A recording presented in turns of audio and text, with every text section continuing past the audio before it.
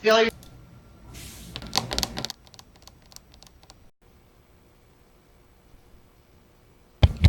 Test, test. Integrity, if anybody is missing today. So I'm Carrie Lesmeister, and I am the lead nursing instructor for Nursing 227. I have a little bit more that I'm maybe going to go through specifics of the course because this is the only time I'm going to meet live with you guys as a whole. I organize what you do in lab and your exams and quizzes, but then you have a weekly lab every week on campus with a live clinical instructor, and then you'll also, of course, have your clinicals. So I only will meet with you now, and then the rest of this class is some integrity lectures and then what you do in lab and clinical. So I'm Carrie Lesmeister. I teach from Williston State College. I have been with the Dakota Nursing Program for 8 years now, and I've been back since my long maternity leave that I took a couple years off. I've been back, and now this is my third year teaching Nursing 227 and leading this course. I can echo what all the other nursing faculty say, that I never had any intention of ever going back to school. I went to, it used to be Med Center 1 College of Nursing in Bismarck, and that's where I got my bachelor's degree. And I remember crying to my mom and telling her I wanted to be a CNA the rest of my life. And so I thought getting my bachelor's was where I was going to stop. But then I wanted something that had a little bit more flexibility with having children. My experience comes labor and delivery and nursery.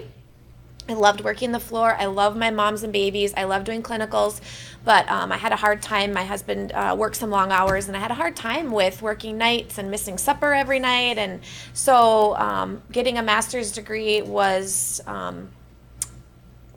in my future because I wanted to have a little bit more flexibility with my kids. So anyways, that's long gone, and here we are today.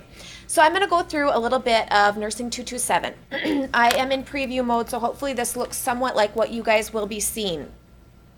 First thing I want to say is that I do clinicals and teach other courses here at Williston State College. So if you do have a question about Nursing 227, the best way to get a hold of me is by email. And so if you go into Nursing 227 and we go into course information on that left hand, my email is on the bottom here. You can absolutely call my office. It's just pretty hit or miss whether I'm in there. So if you email me, I promise to get back to you as promptly as I can with an email response if you're having any type of an issue. I haven't heard this said by any of the other teachers, so if you're emailing us, it's extremely helpful. First of all, it's required that you use your campus email, not a Gmail or a Yahoo or a Hotmail. It needs to be from your campus email, and then please include what site you're from and your first and last name. Sometimes the last names have changed if you've had a change in marriage, divorce, or something like that, and so your last name on the email is also really helpful when you send that to us, and we'll get back to you as soon as we can. I have the syllabus located under my information. I just want to highlight a couple of different things in the syllabus for Nursing 227. So again, this is your lab hours and your clinical hours this semester, and it's a 4-credit class, so you need 192 hours. My information is there, but you're going to be directed on your specific lab times and clinical times by that local faculty. I just want to scroll down. Excuse me, I've got a bug. And I want to highlight to you how you get a grade in this class. So 35% of your grade for Nursing 227 will be your clinical performance. When you go to those acute clinicals and you're there with an instructor, 35% of your grade will be how you perform at clinical. So when you're at a specialty clinical or when you're at that clinical with an instructor and they give you that feedback on your care plan, your care map, your data collection tool, that's the other 35% of this class. So the other 30% then, we have 10% that comes from quizzes. We're going to talk about math quizzes coming up. So quizzes and worksheets, and then you're going to be taught skills, the RN level skills. And when you redemonstrate those skills back to faculty, that's 10% of the grade. We have 2 simulations this semester, and those 2 simulations are towards November, December, but those grades also will fall into this 10%. 5% of your grade is going to come from your ATI practice exams, and then also we have some ATI skills modules and some real lives, and so that'll be 5%, and then the other 5% is your ATI proctored exams. So I just want you to have a clear view of where your score in this class is coming from. Same grading policy as all of the other classes for the Dakota Nursing Program. We don't round up and we don't allow extra credit or offer extra credit, but the same scale will be used. All right, I want to show you your ATI books. We do not have a textbook for this class, and so Melanie talked about exam blueprints, and there are 4 exams for this clinical lab course, and all 4 of the exams are blueprinted, and your blueprints are already up and ready to go. And on the blueprints, I'm actually going to just pull one up so you guys know what I'm talking about. So week 8, you're going to have an exam, and this exam is going to be related to content that you will have had Tegrity lectures over from me. So you may watch them in lab or you may watch them on your own time, but I want to show you the blueprints are all linked in your lab here. And I'm going to show you next how to find your ATI books. Melanie has it linked in her class, but I use multiple books. So right here, when you look at the key for where the information is found from. If I'm pulling it from Saunders, your RN review book, I have the chapter there. But if I say I'm pulling it from ATI, that's very vague for you guys as students to think, where is she pulling this from ATI? So at the bottom here, I tell you the ATI questions are from either your assigned skill modules, which you've had as assigned for credit, your skill checklists. You're going to have checklists, and this year your skill checklists come from ATI. And so I might ask you a question about inserting a catheter. When are you going to, advance the hub? When are you going to do this or that? So information from skills checklists are included in ATI material. And then each test blueprint, I also have specific page numbers. If I'm pulling from an ATI book, I'm telling you it's in your fundamentals book, and it's between these pages. So it's very black and white as to where I'm pulling material from for these exams. With that being said, I want to show you where to find these books online. I'm going to pull up ATI. We have a test account. The preferred browser for ATI is Firefox. The ATI people have told us, so something to note if you're having trouble working with modules or your practice tests at home, try Firefox. So if you go into your ATI account, and you just are going to go to your My ATI tab, and then under My ATI, and it locked me out because I did this too early this morning. I was worried about being so ready. Let's try this.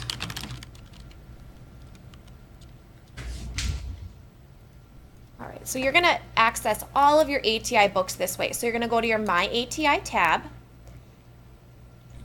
and then you're going to go to this Learn tab on the left, where it happens to default for. And then on the bottom here, there's this RN ebook library, and there's 9 ebooks.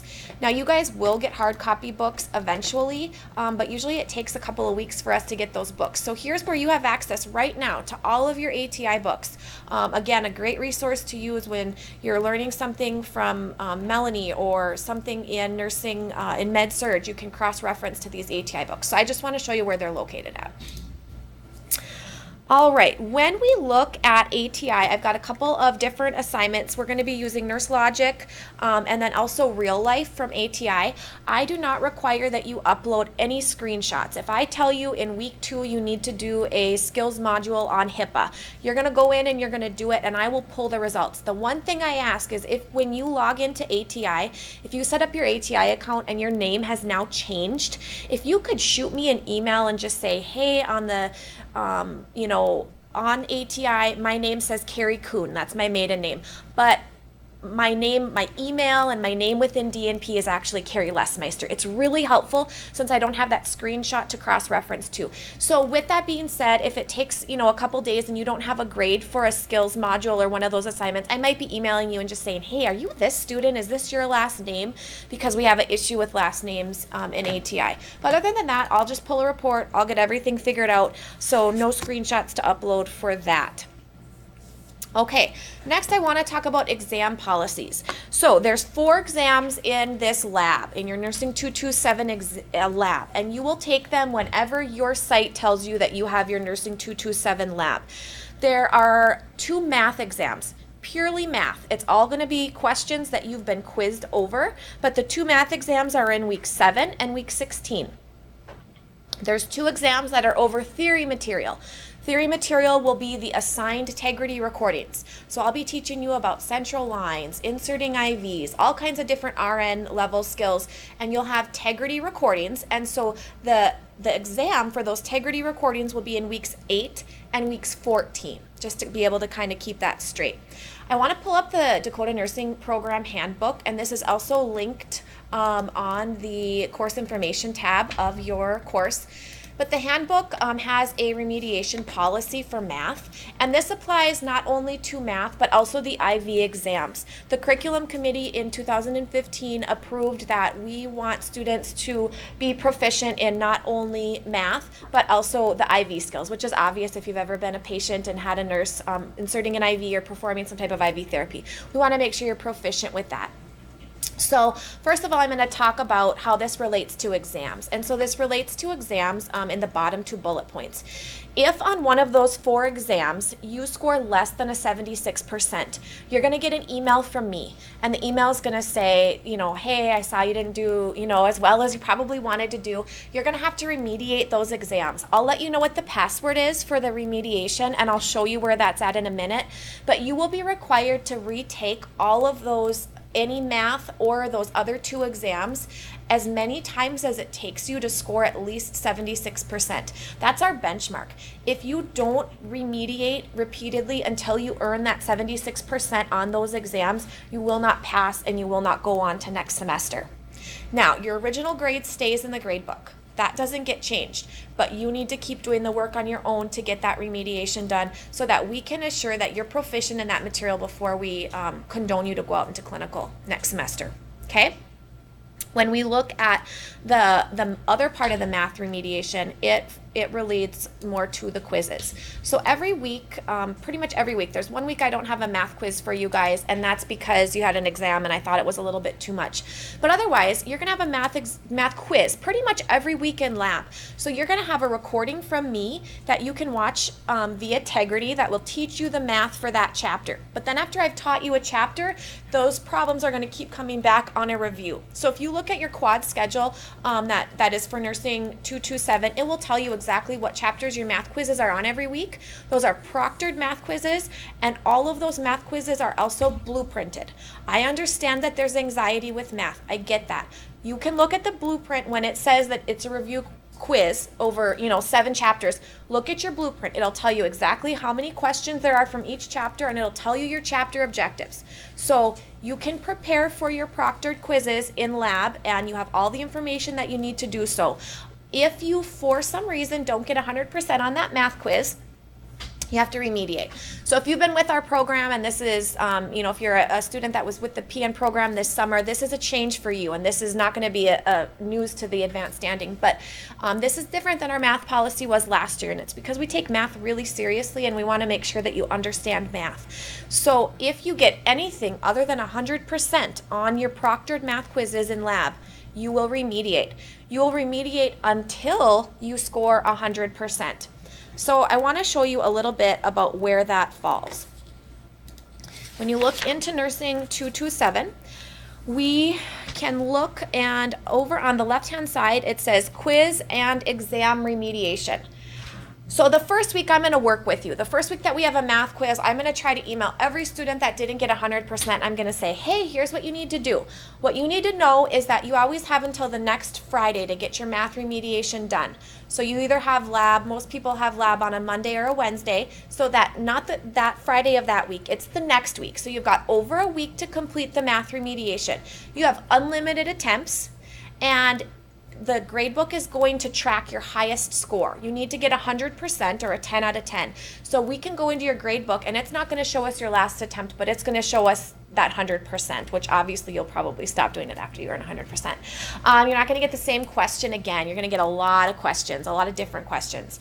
You're not going to be able to see the answers to these questions until after that due date, that next Friday, because I want you to actually do the math and not just write down the right answer and then type it in, because that would be too easy for you. So we can't do that. We have to have you actually do the work and understand the math.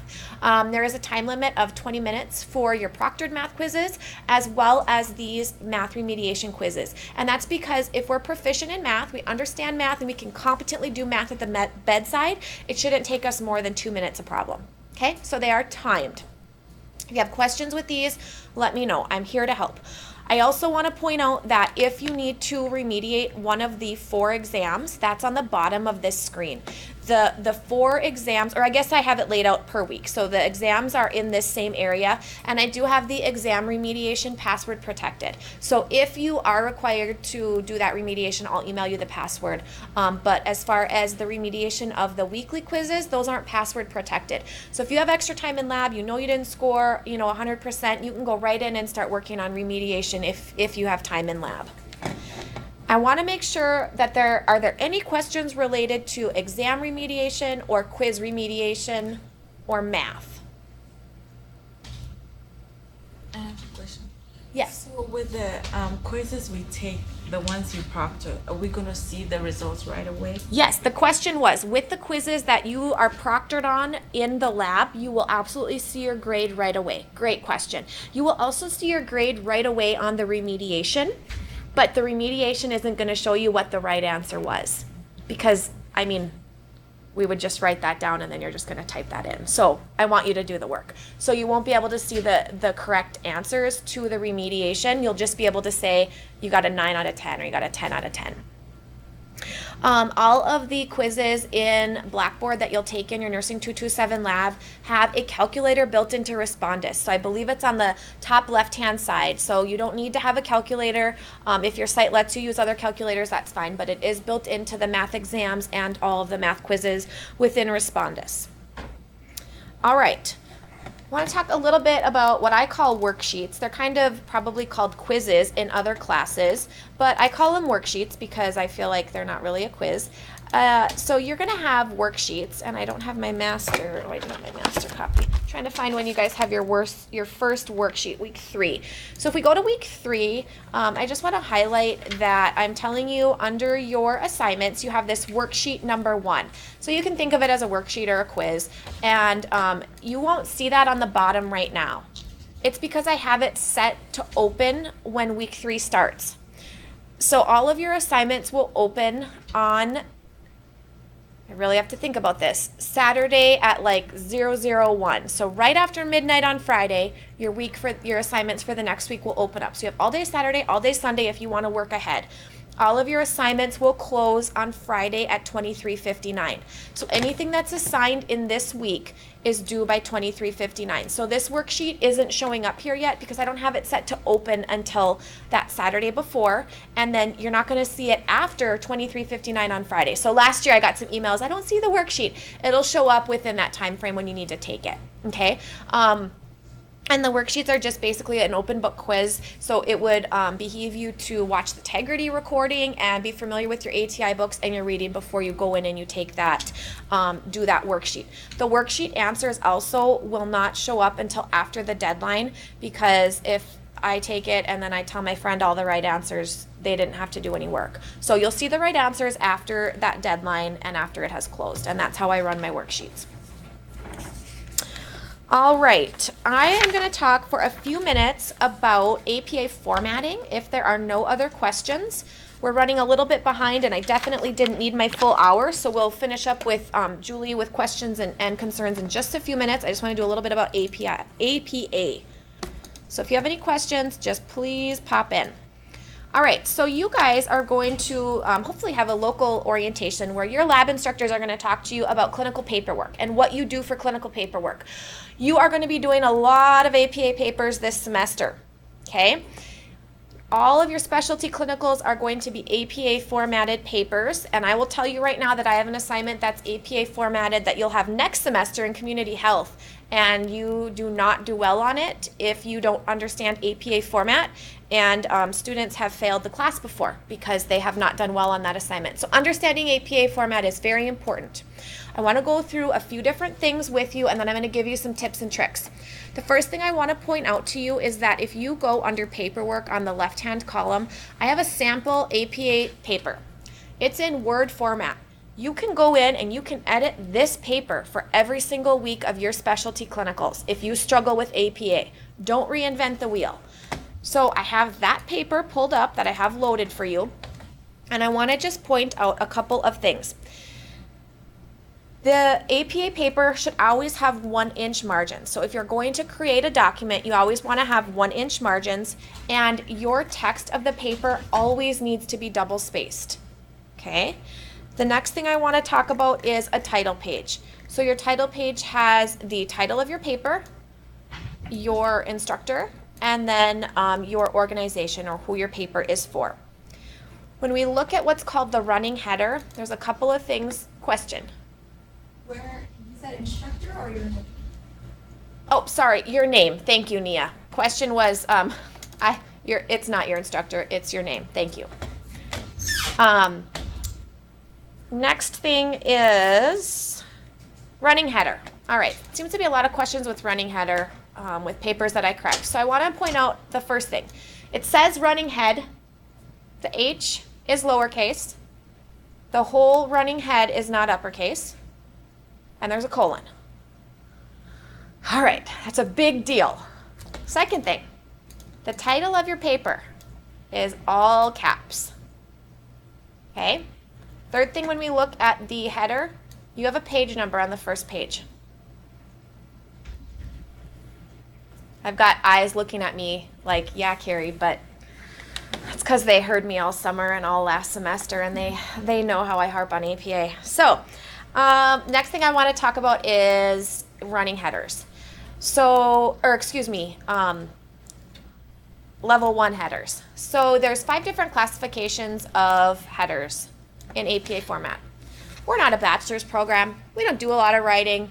We do require that you have a basic understanding of APA format. Within this program, I don't usually see that students need to use anything besides level 1 headers. So what you need to know is, what's a level 1 header? A level 1 header is centered, bolded, and it has capitalization. So look at teamwork and communication. This is going to be how your specialty paperwork is going to start. It's bolded, it's centered. Communication has a capital C because we're capitalizing major words. Level 2 through 5 will be headings that Melanie will be using in her doctorate program, or when you write a larger paper for your bachelor's program or your master's program. But most of the time, we just need level 1 headings in this part of the program. And so it's important, though, that you understand that you do need capitalization, and you're not going to have a small c, or you're not going to have it underlined. You're not going to have it anything other than how my example is set up. All right, I got to look at my notes because I'm a note person. All right, let's go to the reference page. I'm going to give you a little bit of a tip. If you are quoting information in your resources that you've had to purchase for the Dakota Nursing Program, look at my syllabus. My syllabus, aside from being double spaced, because that's just not the format of our syllabi within the Dakota Nursing Program, but look at this, ladies and gentlemen. If you take away the numbers and you double space this and you indent your lines, it's APA format. Okay? 227. It's Nursing 227, yeah. So when we look at an actual paper, I want to highlight a couple of things. Your references within the reference page are alphabetical order. Your second line and all lines after the second, as in this example, are indented 1/2 inch. Okay. I also want to talk a little bit about direct and indirect quotes. Direct quotes are when we take something that someone wrote and we use their exact words. When you use their exact words, you need to use quotation marks, and you also need to cite it with a little bit of more information because we're using their exact words. So if you're taking it out of a textbook, you're going to use a page number. If you're taking it off of a website, you're going to use a paragraph number, okay? When we summarize the words of someone else, as this example here shows, when you summarize words, you don't need to use that page or that paragraph number. So these are the biggest mistakes I see when I correct specialty work. So if we can just try to all get off onto the same page here at the beginning of the semester, I think all of your instructors will appreciate that. All right. The last thing I want to show you is a website called Perla. Perla is lovely. I bought Perla when I was in nursing school over 10 years ago. It is $49.95. You can purchase Perla. It is like an add-on for Word, and you can go on and you can start a new Perla paper. What Perla allows you to do is it comes up with little boxes, and you type in the year that your document was published, you type in the first name and the last name. It automatically gets rid of the letters you don't need. It puts periods, it puts the parentheses where they should be. It does all the work for you. So if you're someone that struggles with the APA format, if you have, I know not all sites are as stingy about APA format, but if you're at Williston and you have me, you're going to want that. And if you can afford $49.95, it's the best investment you can make. When I went back and started my master's, it was about probably 5 years after I finished my bachelor's degree. I had the same website, and so I didn't even have to pay for it again because I had that same website. So it's very worth it. You guys will be doing a lot of paper writing, and so this is another resource that will help you to make sure that you're getting your references correct.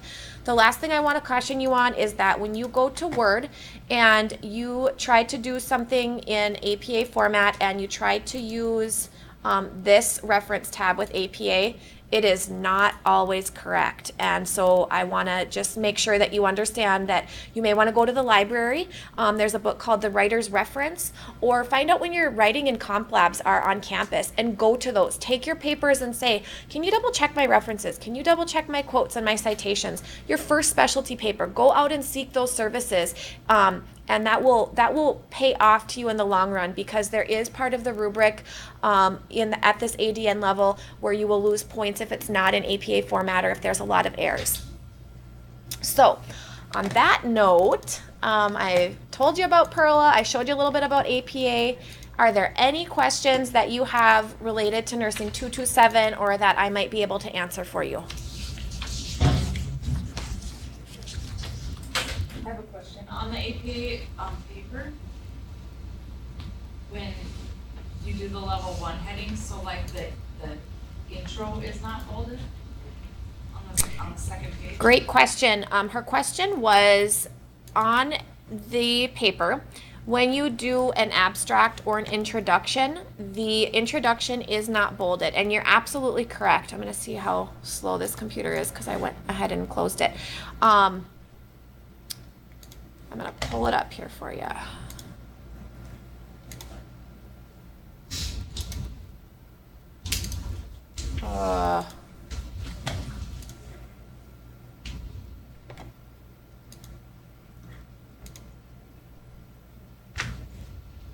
I know exactly what you're talking about.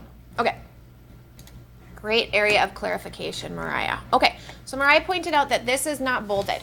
So usually we require that you start out with your paper with some type of an introduction. So this is not bolded, and a lot of times you just note this as introduction. And you might just say, this is the specialty paperwork for my clinical and renal dialysis on December 30th, I followed a nurse named Samantha, la la la la la. You're gonna have a few sentences to maybe just introduce where you were at. And in that introduction paragraph, that is not technically a level 1 header, so that's not bolded. It is centered, but it's not bolded. Good question. On mine, it's not bolded. Like when I downloaded the sample paper, mine's not. It shouldn't be bolded. Oh, okay. It shouldn't be bolded. It's correct. Yep, that's correct. Okay. It shouldn't be bolded. So if you follow this template and you get docked points, it's on me. It's my fault because I think this template's right. All right. If there's no other questions, I will stop my integrity. And Julie, you can go ahead and you can pick up with questions or concerns to close us up.